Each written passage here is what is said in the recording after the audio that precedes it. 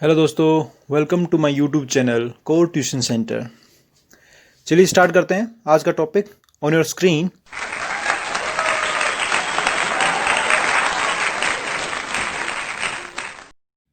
Okay, question number 3 है given postulates. दो postulates हमें दिए हैं। Given any two distinct points A and B, there exist a third point C which is between A and B. और दूसरा जो postulates वो कहता है there exist at least 3 points that are not on the same line. सबसे पहला question इसका है कि इसमें कोई ऐसी चीज टर्म है जो आपको नहीं पता और you need to define. Think like you are starting with the basic geometry. अब स्टार्ट करते हैं। देखिए, मुझे जो लग रहा है, मुझे तो एक तो पॉइंट ज्योमेट्री का वर्ड है जो मुझे नहीं पता होता क्या है, इसको डिफाइन नहीं किया मैंने अभी तक। ओके, ये नहीं है। दूसरा एक इसमें वर्ड आ रहा है लाइन। मीन्स ये दो वर्ड ऐसे हैं जो डिफाइंड नहीं है यहाँ पे। जैसे कि हम स्टार्टिंग करें तो यहाँ पे डिफाइंड नहीं है। सबसे पहले हमारा आंसर होगा there are two terms which are not defined, that is line and point. Okay, second अब समझते हैं जो बी, ये दो पॉइंट्स हैं A and B. Let's say this is A, this is B. There exist a third point C which is in between A and B. अब A और B ये है, इनके बीच की बात करें तो मीन्स क्या, वो पॉइंट जो पॉइंट की बात करो, पॉइंट इस लाइन पे कहीं लाई कर रहा है। It can be in the middle, it can be towards B, it can be towards A, it can be anywhere. Let's say I put it over here, this is C. So this is true, there can exist a number C, a point C which is between A and B. बात सही है। Okay, दूसरा जो कहता है there exist at least 3 points that are not on the same line। देखिए, इसको पढ़ते हैं। ये क्या कह रहा है, there exist 3 points which are not on the same line. इसका मतलब क्या है, वो एक लाइन पे नहीं है। ये लाइन अपने पास है। ओके, तो इस लाइन पे एक पॉइंट ये है ए, एक पॉइंट ये बी है, और ये है पॉइंट सी। यहां बना लेते हैं सी। ये 3 पॉइंट्स ऐसे हैं जो एक लाइन पे नहीं है। अगर कोई भी 2 पॉइंट लेता हूं, मैं इसने 3 पॉइंट बोला ना, लेकिन अगर 2 पॉइंट ले लेता हूं तो वहां एक कोई ना कोई लाइन बन ही जाएगी। एटलीस्ट 3 पॉइंट्स होने चाहिए, तब वो पॉइंट्स क्या होंगे, एक लाइन पे नहीं होंगे। अगर 2 पॉइंट्स है तो लाइन बनी जाएगी। कहीं भी ले लेते हैं, जैसे ए और सी ले लेते तो भी लाइन बन जाती, सी और बी ले लेते तो भी लाइन बन जाती। 2 पॉइंट से लाइन बन जाएगी, लेकिन एटलीस्ट 3 पॉइंट्स हमारे पास होंगे तो एक लाइन पे नहीं होंगे, वो प्लेन में कहीं इधर उधर होंगे। ठीक है, समझ में आ गया। अब इसका नेक्स्ट क्वेश्चन है, are these postulates consistent.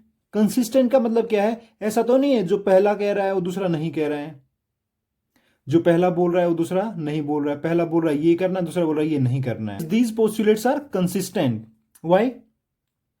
Because these two, case 1 and case 2, these are two different scenario.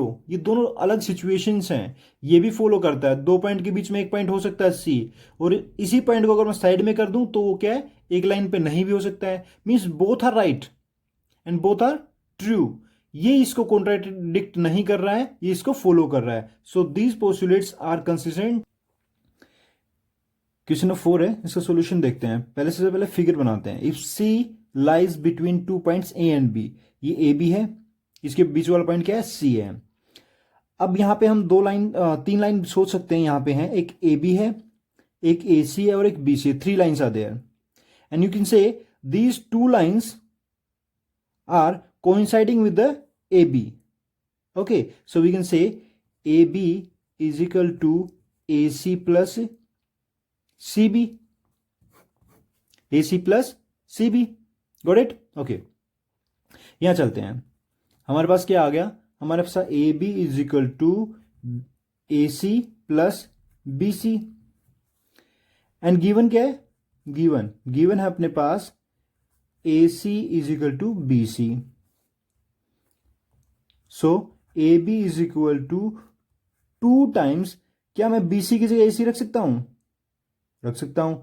क्या मैं ए सी की जगह बी सी रख सकता हूं, यस। इन दोनों को इंटरचेंज में रख सकते हैं ना, क्यों, क्योंकि दोनों इक्वल हैं। तो यहां मैं क्या करता हूं, बी सी की जगह भी ए सी रख देता हूं। तो ए सी प्लस ए सी क्या हो जाएगा, 2AC। यहां से ए सी निकालेंगे तो क्या आएगा, A C is equal to 1/2 AB. Hence proved.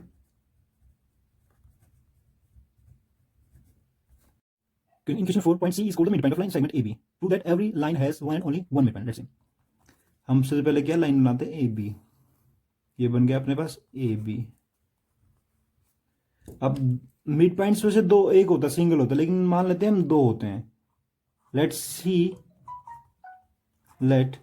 C and D are midpoint of AB. Midpoint of AB.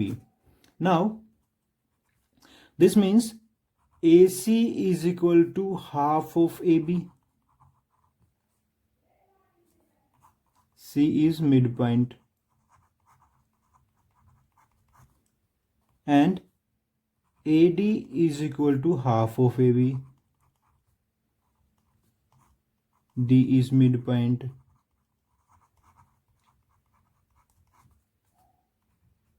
By Euclid's axiom, things which are half of same thing are equal to one another. ये axiom थी, हमने पढ़ा है. अब देखिए AC AB का half है, AD भी AB का हाफ है. So this implies from 1 and 2 AC is equal to AD. AC is equal to AD. And we can see AC is not coinciding with the AD. AC is equal to AD.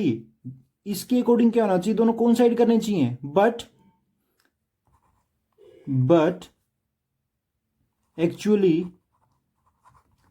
AC is not coinciding with AD.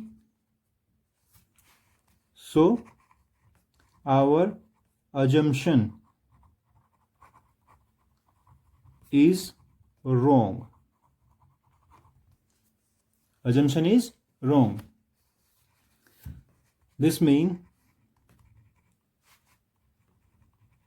a line has only one midpoint. Answer. This is our assumption. ये हमारा assumption था.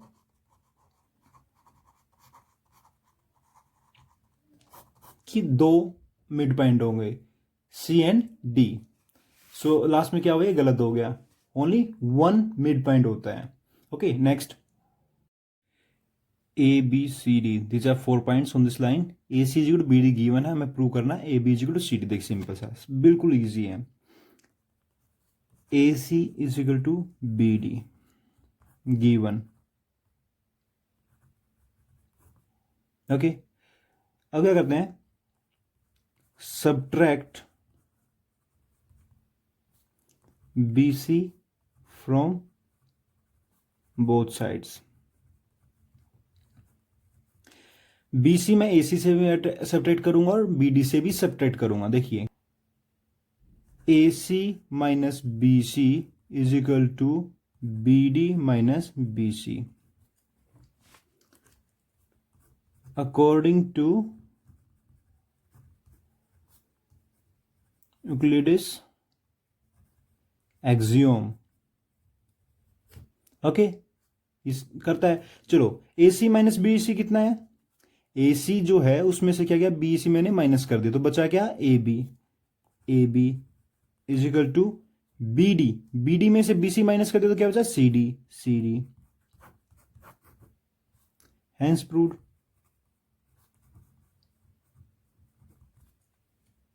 Okay, axiom 5, the whole is always greater than the part. बताना कि universal truth है कि नहीं है. देखिए ये यूनिवर्सल ट्रूथ है, बिकॉज एक्सियम सारी यूनिवर्सल ट्रूथ होती हैं. Even though this axiom is universal truth, और all axioms are universal truth because they can be applied not only in mathematics, but also in daily life. Let's example. This orange, if I take a part of this one, एक slice मैंने लिया, तो this orange complete is always greater than the slice. Very true. So this is universal truth.